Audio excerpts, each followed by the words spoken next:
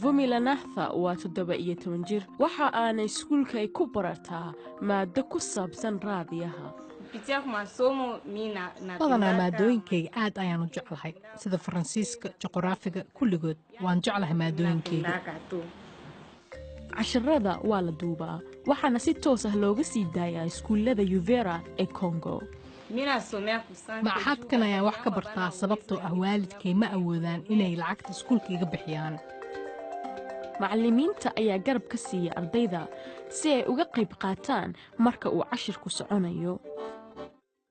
Hay'adda samafalka caruuraha ku sugan goobaha dagaalada ee Canada ayaa waxa ay la shaqaysay madaxa tacliinta si ay ugu abuuraan ardayda dugsiyada hoose iyo dhexe manhaj ku salaysan raadiyaha.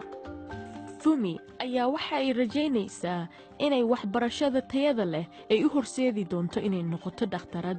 waa rajo aad ugu weyn qalbigeeda taliyo markii ay aragtay dhakhaatiirta ku dadaalaya hooyadeed. waxaan arkay sida ay dhakhaatiirtu hooyaday u caawiyeen aad ayay ii taabatay kadib waxaan go'aansaday inaan dhakhtarad noqdo sida aan dadka kale u caawiyo. hay-addan u samafasha caruuraha ku sugan goobaha dagaalada ayaa sheegtay in tijaabada koowaad ee manhajkan ku salaysan raadiyaha uu noqday mid guulaystay kana caawin doona caruurta waxbarashadooda.